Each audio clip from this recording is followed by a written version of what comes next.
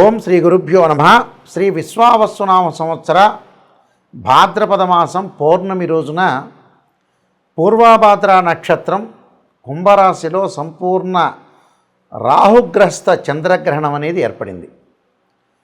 అంటే సెప్టెంబర్ 7వ తారీఖు నైటు 9:57 ప్రారంభమై ఈ గ్రహణం అలానే తెల్లవారుజామున 3:29 వరకు ఉంటుంది. అంటే చంద్రగ్రహణము సంపూర్ణ చంద్రగ్రహణం ఉంటుంది. అలానే 9:57 ప్రారంభమై సంపూర్ణ చంద్రగ్రహణం మధ్యకాలం 11:41 ఉంటుంది. చంద్రగ్రహణం విడుపు ప్రారంభం 12:22 వరకు ఉంటుంది. సంపూర్తిగా పోయేది పుణ్యకాలం ఏమిటి అంటే 3:29. అంటే సంపూర్ణ చంద్రగ్రహణ బింబ స్పర్శకాలం అనేది 1:22 పాటు ఉంటుంది. ఇది కుంభరాశిలో సంపూర్ణ చంద్రగ్రహణం అనేది ఏర్పడింది. అయితే ఈ సంపూర్ణ చంద్రగ్రహణం కొన్ని రాశుల వాళ్ళకు అనుకూలంగా ఉంటుంది, కొన్ని రాశుల వాళ్ళకు ప్రతికూలంగా ఉంటుంది. అంటే ప్రతికూలంగా ఉన్నది ఏమిటి అంటే మనకి 7వ తారీఖు రాత్రి నుంచి ప్రారంభమై 8వ తారీఖు తెల్లవారుజామున వరకు ఉంటుంది. ఆదివారం రోజున ప్రారంభమై తెల్లవారితే సోమవారం వరకు ఉంటుంది. ఇక్కడ ఈ గ్రహణం అనేది కొన్ని రాశుల వాళ్ళకి సుఫలితాలను ఇస్తుంది. ఆ సుఫలితాలను ఎవరికంటే మేషము, ధనస్సు, వృషభము, కన్యా రాశుల వాళ్ళకి సుఫలితాలను ఇస్తుంది. ఈ నలుగురికి కూడా అదృష్ట రాజయోగం కలిసి వచ్చే అవకాశం అనేది బాగా ఎక్కువగా ఉంటుంది. కుంభరాశి, వృశ్చిక రాశి, కర్కాటకము, మీనం వాళ్ళకి దోషంగా ఉంటుంది. అలానే మకరము, తుల, సింహము, మిథున రాశి వాళ్ళకి మధ్య రకమైన ఫలితాలు వస్తాయి. అయితే శుభాలు కొంతమందికి శుభాలు, కొంతమందికి అశుభాలు, కొంతమందికి మధ్య రకంగా ఉంటుంది. ఎలాంటి బాధపడాల్సిన అవసరమూ లేదు. ఇక్కడ కొంతమందికి అదృష్టంగాను, కొంతమందికి మధ్య రకంగాను, కొంతమందికి దోషంగా ఏర్పడుతుంది. ఆ దోషానికి సంబంధించిన పరిహారాలు కూడా చెప్తాను. అదృష్టం ఎవరికి వరిస్తుంది, ఎవరికి వరించదు అనేది నేను చెప్పాను క్లియర్గా. అయితే ఈ ద్వాదశ రాశుల వాళ్ళందరికీ కూడా ఎవరెవరికి ఎలాంటి ఫలితాలు వస్తాయో మనం ఒకసారి తెలుసుకుందాం. సింహరాశి వారికి గ్రహణ ప్రభావం ఏ విధంగా ఉండబోతుంది? సింహరాశి వాళ్ళకి గ్రహణం అనేది 7వ స్థానంలో ఏర్పడుతుంది. అంటే ఇక్కడ ఏదైతే సింహం నుంచి మనం లెక్క వేసుకుంటే కుంభరాశిలో గ్రహణం ఏర్పడడం అనేది 7వ స్థానాన్ని సూచిస్తుంది. ఇక్కడ కుంభం నుంచి కూడా సింహం అనేది 7మంలో ఉంటుంది. కాబట్టి ఎవరైతే సింహరాశి జాతకులు గోచారీత్యా గ్రహణం యొక్క ప్రభావం అనేది ఏ విధంగా ఉందంటే మధ్య రకంగా ఉంటుంది. ఎలాంటి విషయాల మీద పడబోతుంది అనంటే వివాహానికి సంబంధించిన సమస్యల మీద జాగ్రత్త ఉండాలి. వివాహానికి సంబంధించిన సమస్యలు ఏమిటి? మ్యారేజ్ సంబంధించిన విషయాలు ముందుకు వెళ్ళలేకపోవటం, ఏదైనా సరే పెళ్లి చూపులు చూసిన తర్వాత అమ్మాయి కానీ అబ్బాయి కానీ వద్దనటం, ఎంగేజ్మెంట్ దాటిన తర్వాత వాళ్ళ మధ్యలో డిస్ప్యూట్స్ రావటం, వివాహ సంబంధాలకి మనకి అవైలబిలిటీ లేకపోవటం, వైఫ్ అండ్ హస్బెండ్ రిలేషన్లో అన్యోన్య దాంపత్యం లేకపోవటం, ఇద్దరు కూడా విడాకులు తీసుకునే సందర్భాలు ఎక్కువగా ఏర్పడటం, అంటే అనుకూలత పాజిటివ్ రిలేషన్ అనేది లేదు. అంటే వైఫ్ అండ్ హస్బెండ్ రిలేషన్ అనుకోవచ్చు, భార్యాభర్తలు అనుకోవచ్చు. అలానే పెళ్లికి సంబంధించిన విషయాల్లో మటుకు భద్రంగా ఉండాలి. అంటే పెళ్లి చూపులు చూసేటప్పుడు జాగ్రత్త ఉండాలి, ఎంగేజ్మెంట్ అప్పుడు జాగ్రత్త ఉండాలి, పెళ్ళి అయిన తర్వాత కూడా జాగ్రత్త ఉండాలి. అంటే వివాహ బంధం మీద పడుతుంది ఇది. వివాహ విషయంలో చాలా ఆలోచనలు చేసి చెయ్యాలి. ఒక సంబంధాన్ని చూసేటప్పుడు చాలా జాగ్రత్తగా ఆలోచన చేసి చెయ్యాలి. అలానే వీళ్ళు బంగారు ఆభరణాలు కొనలేకపోతారు. ఏదో ఒక వస్తువులు, గృహ ఉపకరణ వస్తువులు కొనుగోలు చేయాలనుకుంటారు.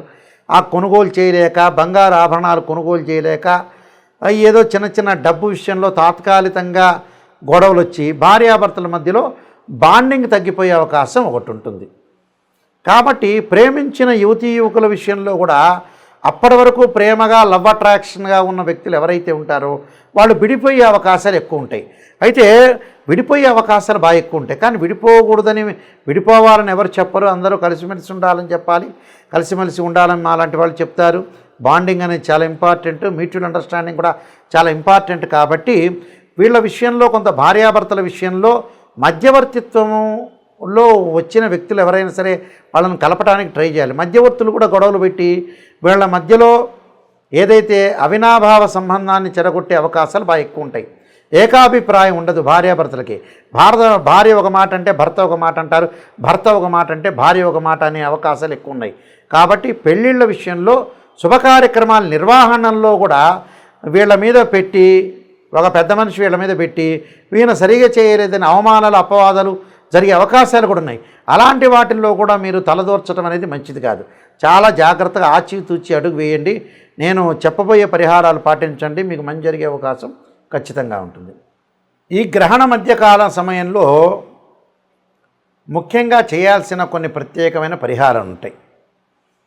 మనకి ఈ సంపూర్ణ చంద్రగ్రహణం దోష ప్రభావం తగ్గాలి అని అంటే తగ్గటమే కాదు, అందరికీ కూడా మరింత మెరుగైన ఫలితాలు రావాలంటే కొన్ని ప్రత్యేకమైన పరిహారాలు చేసుకోవాలి. అంటే పరిహారం చేసుకోవాలంటే జన్మజాతకంలో చంద్రుడు ఎలా ఉన్నాడు, గ్రహస్థితి ఎలా ఉంది, ఆ రోజున పరిస్థితి గోచారీత్యా ఏ విధంగా ఉంది, ఏ దశలు జరుగుతుంది అనేది కూడా చూసుకోవటం కూడా చాలా ముఖ్యమే. అయితే ఏంటంటే అవి చూసుకున్నా చూసుకోకపోయినా ఎలాంటి విషయాలు మనం ముందుకు వెళ్ళాలో తెలుసుకుందాం. ముఖ్యంగా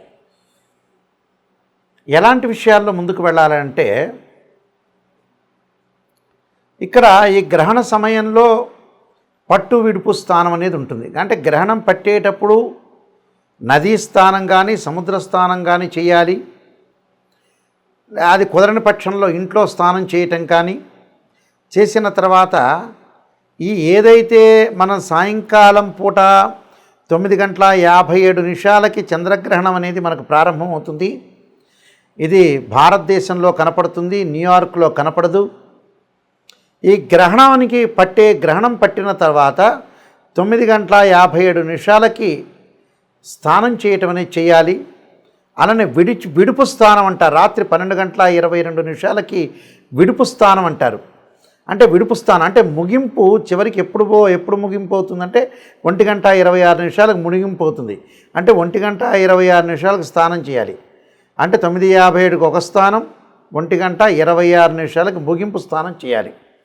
చేసిన తర్వాత ఇక్కడ ఓం నమః శివాయ పంచాక్షరి చేసుకోవటం, ఆ గ్రహణ సమయ కాలంలో జపం చేసుకోవాలి. ఎప్పుడు కూడా గ్రహణ సమయ కాలంలోనే జపం చేయాలి. ఎలాంటి జపం చేయాలి? ఓం నమః శివాయ పంచాక్షరి, అలానే ఓం నమః శివాయ పంచాక్షరితో పాటు రుద్రగాయత్రి మంత్రం, తత్పురుషాయ విద్యే మహాదేవాయ ధీమహే తన్నో రుద్ర ప్రచోదయాత్ అనే మంత్రాన్ని చక్కగా చదువుకోవటం, ఓం నమో నారాయణాయ నమః అనే మంత్రాన్ని చదువుకోవటం, రాహుగ్రస్తమైన చంద్రగ్రహణం ఏర్పడటం వల్ల తప్పకుండా చేయాల్సింది ఏంటంటే సుబ్రహ్మణ్య స్వామి యొక్క ఆరాధన. తత్పురుషాయ విద్యే మహాసేనాయ ధీమహే తన్నో షణ్ముఖ ప్రచోదయాత్, నాగరాజాయ విద్యే పృథ్వీధరాయ ధీమహే తన్నో సర్ప ప్రచోదయాత్ అనే మంత్రాన్ని కూడా చదువుకోవాలి.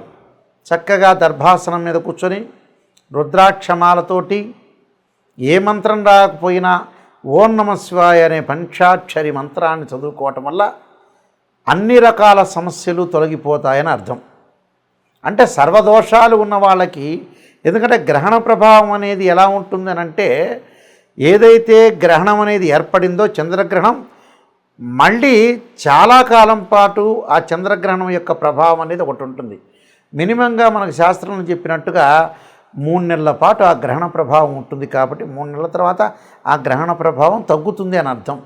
ఈ 3 నెలల పాటు ఉన్న గ్రహణ ప్రభావం ఎవరికైతే ఉంటుందో వాళ్ళందరూ కూడా ఖచ్చితంగా గ్రహణ సమయంలో జపం చేయటం చాలా ఇంపార్టెంట్. అలానే గాయత్రి మంత్ర జపం చేయటం కూడా చాలా చాలా మంచిది. అంటే జపం వల్ల ఏమవుతుందంటే మనకు మోక్ష మార్గం, జపం వల్ల జాతకపరంగా ఉండే దోషాలు తొలగిపోతాయని శాస్త్రంలో చెప్పారు.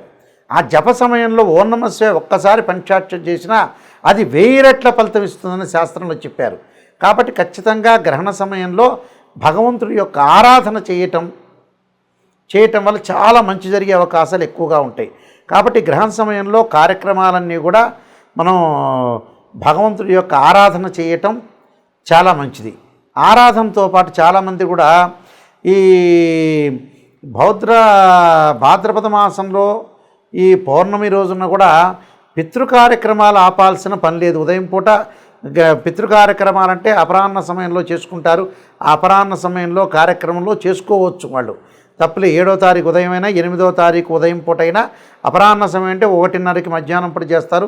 పితృ కార్యక్రమాలు నిర్వహించుకోవచ్చు. పితృ కార్యక్రమాల సమయంలో, తద్దినాల ఆబ్దికాల సమయంలో గ్రహణం ఉండదు కాబట్టి చేసుకోవచ్చు. దాని తర్వాత గర్భవతులు, ముఖ్యంగా ఎవరైతే గర్భవతులు ఉన్నారో వాళ్ళు గృహంలోనే ఉండవచ్చు. అయితే తమ కార్యక్రమాలు చాలామంది కూడా బెడ్ మీద నుంచి లేవకూడదు, బయటికి వెళ్ళకూడదు, వాష్రూమ్కి వెళ్ళకూడదు, ఇలాంటి ఇబ్బందులు ఏం లేవు. వాష్రూమ్కి వెళ్ళొచ్చు. గ్రహణాన్ని వీక్షించకుండా ఉంటే చాలు. కానీ లోపల ఇంటిలో వాళ్ళ కార్యక్రమాలు కానీ, వంట చేసుకోవచ్చు కానీ, వాష్రూమ్లకు వెళ్ళటం కానీ ఇవన్నీ కూడా తమ కార్యక్రమాలన్నీ కూడా వీళ్ళు చేసుకోవచ్చు. ఆ కార్యక్రమాలు చేసుకొని ముందుకు వెళ్ళొచ్చు. ఎలాంటి ఇబ్బందికరమైన వాతావరణం అనేది లేదు. గర్భవతులు ఇలాంటి నియమాలు పాటించడం అనేది చాలా మంచిది. ఈ గ్రహణం అయిపోయిన తర్వాత 2 జంట సర్పాలను దానం చేయటం అనేది చాలా మంచిది. 2 జంట సర్పాలని, అలానే వస్త్రాన్ని, గుడదానము, అలానే నెయ్యి దానము, నేను చెప్పిన ఎవరైతే రాసుల వాళ్ళకు అనుకూలంగా లేదో వాళ్ళు దానం చేయొచ్చు. అంటే ఆజ్యదానం, గుడదానం, వస్త్రదానం, సర్పదానం, అలానే బియ్యం దానం లేక ఒడ్లు దానం, అలానే మినుములు, ఉలవలు దానం చేయటం చాలా మంచిది. ఈ దానం వల్ల మంచి జరిగే అవకాశం ఖచ్చితంగా ఉంటుంది. మీ అందరికి కూడా మంచి జరగాలని ఆశిస్తూ సర్వే జనా సుఖినో భవంతు.